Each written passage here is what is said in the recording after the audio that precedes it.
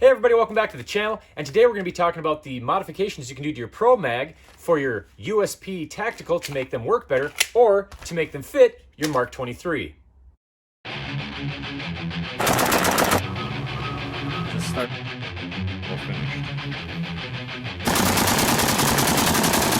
Quick finishing pass, not too bad. And I'll probably do that.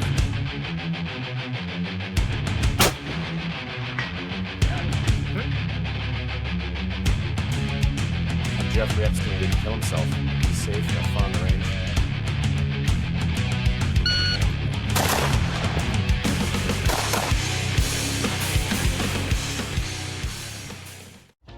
Alright, so why did I buy a Pro Mag for my Mark 23? Well, if you go to HK Parts and you go try to get a standard capacity 12 round magazine for your Mark 23 that has a little cutout on the base plate here, you'll notice that it's $79.95 for one magazine. That's not even shipped. So, I bought a Pro Mag. Now this Pro Mag I got from Gun Mag Warehouse for $31.95, and here's the receipt. So quite literally, I was able to get two of these shipped to my doorstep for less than the standard price of one 12-round magazine from HK Parts. Now, if you look at the reviews are really not good for this magazine in the Mark 23. And there might be a few reasons for that. If you look at the USP Tactical, you'll notice that this magazine is the exact same body shape as the Mark 23 with one exception. The Mark 23 does have this little notch here on the front of the grip. So if you look at the Mark 23 magazine, fits in nice. If you try to fit the USP magazine into it, you'll notice that it doesn't work because it's interfering with the base plate right there. So if the person got this Pro Mag and just decided to put it in their Mark 23, they'd notice that obviously it's not gonna work. So I don't know if the person just took out the spacer and just wasn't able to put it in their Mark 23, or if they did this, took the spacer off and noticed that it just still will not fit into the Mark 23. But let's look into this a little bit closer. Let's take the side of our Mark 23 and open it and then try to insert the magazine. There we go. So now it works. So why is that? Can we close the slide? Okay, so it's obviously not the feed lips being too long. Let's take a closer look at this magazine and find out the little idiosyncrasies of why it's different than a normal factory H&K and what you can do to make this magazine fit and function just like an H&K factory mag. Taking a closer look at the Pro Mag on the left and the H&K Mag on the right, you can see that the stampings are pretty much the same. You can see they have a nice little 45 logo here on the H&K Mag, but the stampings for the most part are pretty much the same. Going to the back, you can see where the Pro Mag was actually TIG welded and then ground flat, where the H&K Mag was puzzle pieced together and then TIG welded. The H&K Mag also features a really nice indicator here with some holes so you can see what your capacity is on the magazine. Unfortunately, the Pro Mag doesn't have that. Here's the base plates. You can see they're pretty much the same, both polymer. Then we got the other side. Then we come to the front. And on the front, we can see a couple of holes on the Pro Mag, and that doesn't really work for telling how much capacity is in the actual magazine because it's kind of in the center. It doesn't really work that well, unfortunately. You can see a nice Made in Germany stamping on the H&K magazine. And then we can look at the magazine release area here. Notice how there's a nice little half moon cutout right here on the H&K magazine, and they actually don't have that on the Pro Mag. That doesn't actually affect the release at all, to be honest with you.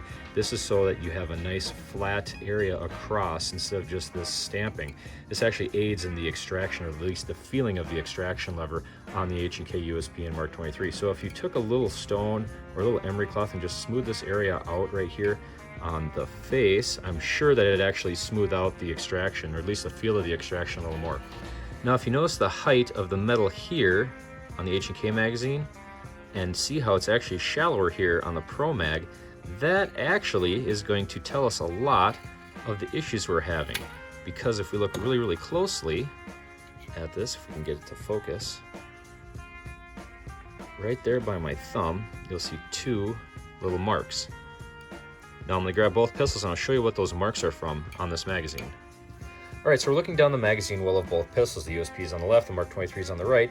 If you look at the tip of this pick that I have, right here is a slide lock or slide release, and on the Mark 23, it's right here. Now if we take a measuring instrument and measure from the base of the grip all the way down to the slide release, on the Mark 23 we measure 4 inches and 25 thousandths of an inch, and on the USP we measure 4 inches and 67 thousandths of an inch. That is what's hitting this Pro Mag magazine right here on the Mark 23, and why it'll lock in perfectly when the slide's open, and it doesn't matter on the USP if it's open or closed because it actually has a little bit more distance. So if we take this magazine and take it apart, we'll take a look at the spring and the thickness of the metal. We'll compare it to the Mark 23 magazine or the USP magazine, and then we're going to modify this so it doesn't matter on the Mark 23 whether the slide is open or closed, and help us with mag insertion, and then touch this up for mag extraction. All right, so let's take apart these two magazines. We'll start with the H&K magazine here. We'll push down this little button, slide the base plate forward, put my thumb over the spring so it doesn't fly across the shop here. Take that out, and there we go. Taking apart the Pro-Mag magazine, let's get that spacer off.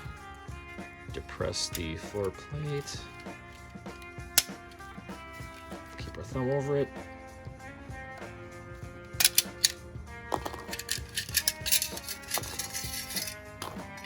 And take all that stuff out. Okay. Sorry, try to keep that in frame. So looking at the H&K spring, we're going to measure that really quick. And looks like we got 50 thousandths of an inch. Sorry about that. Get that so you can see it. Looking at the Pro-Mag spring, looks like we got 53 thousandths of an inch. And also, you'll notice that there's a few more coils on the Pro-Mag spring, but that's also because it's a lot longer. Now let's measure the bodies. Just measured the sheet steel right here. Looks like the Pro-Mag's measuring in at 28 thousandths of an inch. And the H&K magazine is measuring in at, let's say, almost about, we'll call it 29 thousandths of an inch. So not much difference there.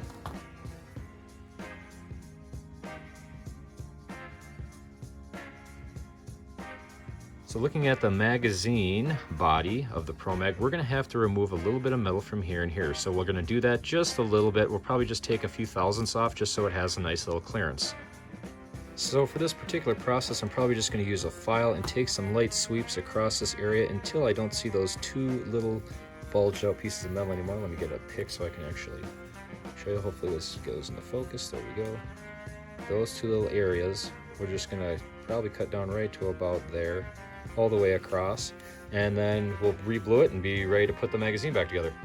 All right, so we have the magazine in a little vise with some soft jaws in here. We're just going to take a few swipes at it with the file here. Keep the file clean, get a file card if you have to, and just light, low pressure. Let the file do the work.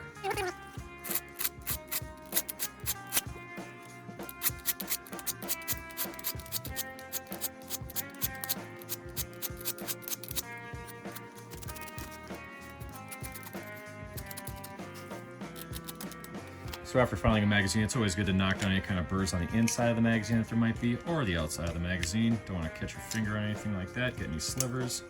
So we'll knock down any kind of burrs we raise with the file. Now we're going to look at this area right here on the magazine. All right, so the magazine extraction area right here, we're going to hit with a stone really quick. So I got a little tiny stone that unfortunately had hit the floor at one point. We're going to put a little bit of oil on there.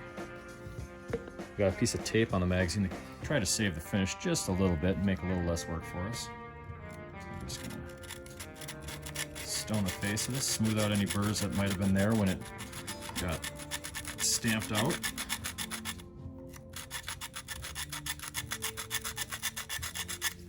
There we go, that should do it.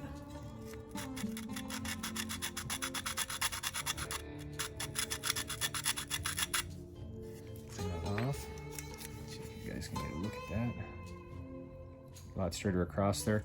And now we'll touch up this area and the area that we just filed with a little bit of bluing. Just going to use a little bit of super glue on this, just a little Q-tip. Make sure you clean the area off really good with some acetone or mineral spirits, something. And then getting it heated up before you apply some of this bluing solvent will really help out with the finished product and how it looks.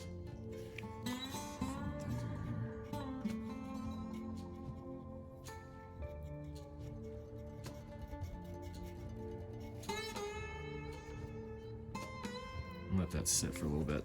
And here's what the magazine looks like now that it's all finished. Let's see if we can get that to focus.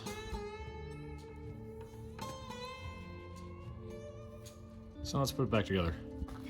All right, we got our Pro-Mag all back together, looking good again. And now let's try test fitting it into the Mark 23. Drop the factory mag out. All right, slide's closed. Went in nice, let's try ejecting it. That felt a lot smoother. Yeah, that actually, that's a lot smoother. All right, let's try locking the slide back. Perfect. Let's drop the slide release. Awesome. Okay, looks like we got good function out of it. And yeah, that ejection feels way better now. I'm glad we touched up that one surface where the mag release actually interfaces with the magazine. Anyhow, I really hope that this video kind of helps answer a few questions or helps you kind of decide on whether you want a factory mag or a Pro Mag magazine. And just keep in mind that with 10 minutes of a little bit of modification with, generally speaking, household tools, you're going to end up saving yourself about $50 getting one of these magazines over one of these. It just depends on if you want to spend 10 minutes on this magazine or not. Anyhow, remember that loose is fast, brakes only slow you down, and paying $80 for a standard pistol magazine seems a bit overpriced. Be safe, have fun on the range, and we'll see you next time.